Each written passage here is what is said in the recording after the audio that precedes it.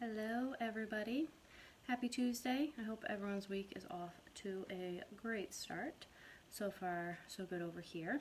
Scarlett and I spent the afternoon with my Nana, her great Nana, and it's pretty amazing to have, 4 generations in one room because my aunt was there as well.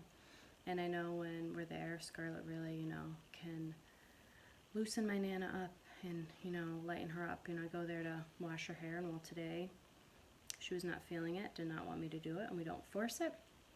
It was still a good visit. Scarlett enjoys it, I enjoy it, and Nana enjoys it.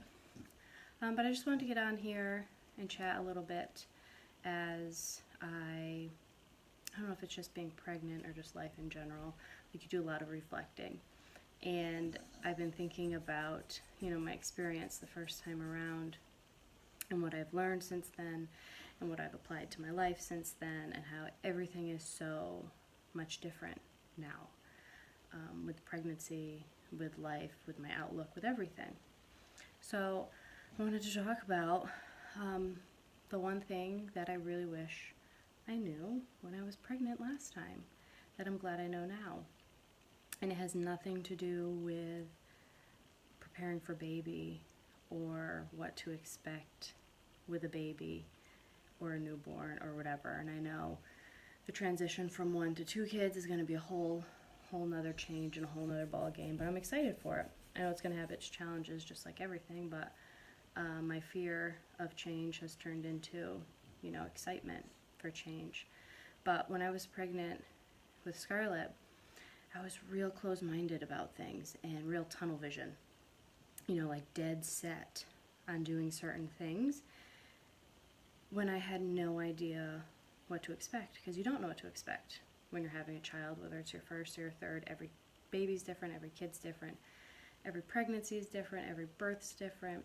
Your life is going to change because now all of a sudden, your family has grown. So I wish I had known not to be so tunnel vision and so dead set on things. So when I was pregnant, I was dead set on breastfeeding.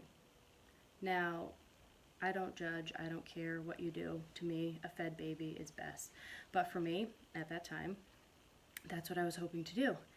And I went to, classes for it ahead of time, and I was like, this is going to happen, whether, it's going to happen.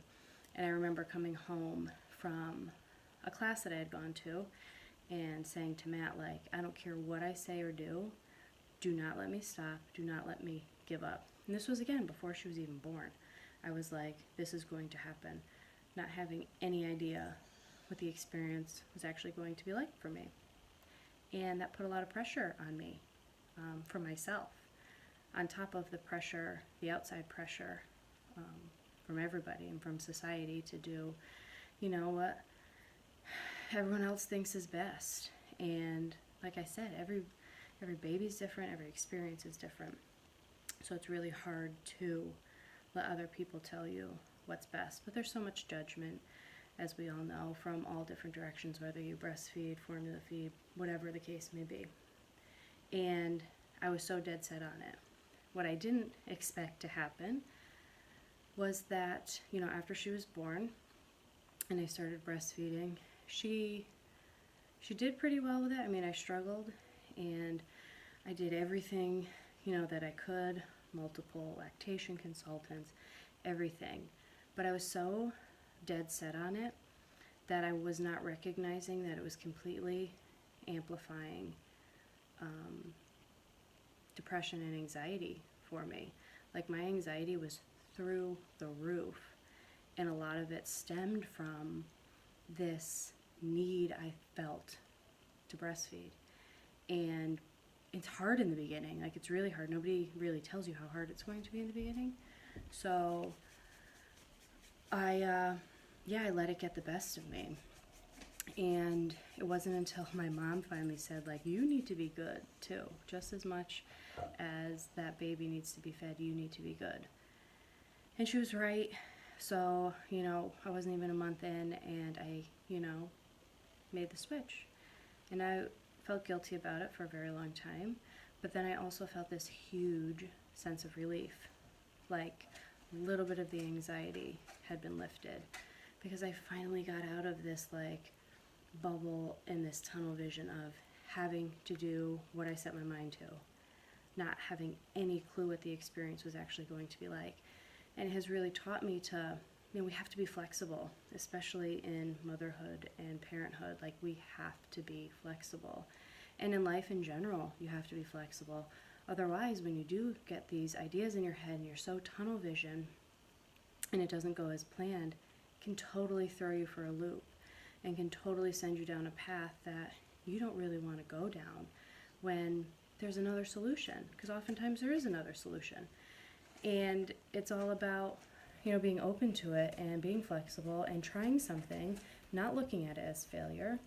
At the time, yes, I looked at it as I was failing because I couldn't continue or chose not to continue.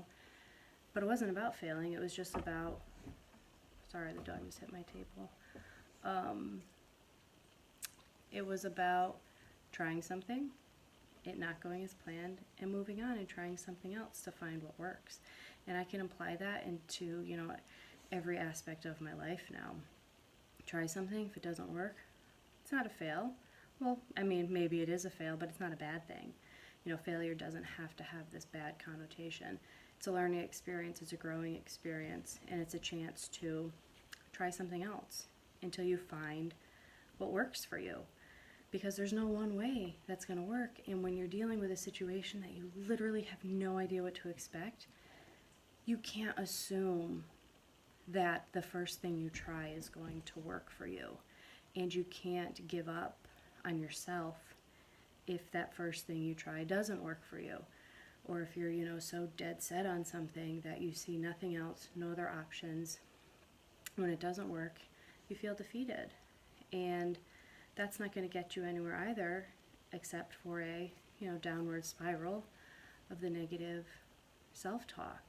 So what I really learned from that experience was to not be so tunnel vision and to not be so dead set on one thing and being unwilling to bend on it.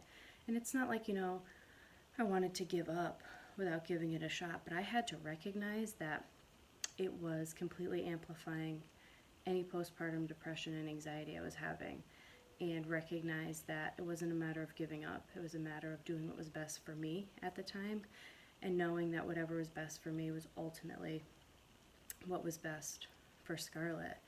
And she's perfectly fine and healthy, and everything's great. And I look back on the experience as, a huge learning experience about being able to bend and be flexible and to go easy on myself and to not expect everything to work out as planned. And when it doesn't work out as planned, it's all right. Just move on to the next. Try the next thing until you find what does work for you. Because what works for you might not work for someone else, and vice versa. So we have to be open-minded and we have to be flexible in life. Otherwise, you'll just wear yourself down completely. Hey Brooke, how are you? So yeah, that's what I learned. That's the one thing I wish I really knew when I was pregnant the first time. Like, be flexible. And you definitely come to realize this once you do have children, especially because every day is different, every minute's different. You never know what to expect. But really, in life in general, to just be open-minded and go easy on yourself. And if you try something and it doesn't work and you were so dead set on it and you thought it was going to work, it's all right. Move on to the next and check that one off your list until you find what works for you, because ultimately you are the most important. You are number one, and your health and well-being, mentally and physically, are what's most important, whether you have kids or not. But especially, when you do have kids, don't always, we put them first. Put yourself first. By putting yourself first, you are putting them first. And I've definitely been carrying that into this pregnancy and being much more flexible, much more open-minded, and taking the pressure off myself to really eliminate the stress and the overwhelm that comes along with pregnancy. Because let's face it, there is a lot. It's one of the biggest changes that you can go through in life. And with change comes fear and stress and overwhelm. So it's about learning, you know, the tools and techniques to really not control it, but manage it.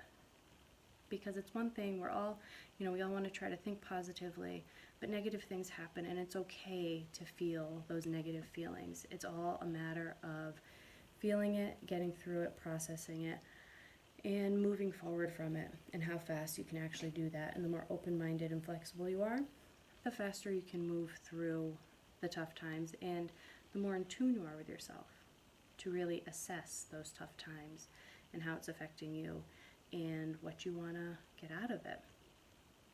So with that, I will leave you. Just remember, try to always be flexible, always be open-minded. It's the one thing I wish I knew before, but I'm glad I know now, and it has made a dramatic difference in my life. So I hope you all enjoy the rest of your week, and yeah, I can't believe April's over and this year is flying by, but enjoy the rest of your week, and I'll be seeing you soon. Bye.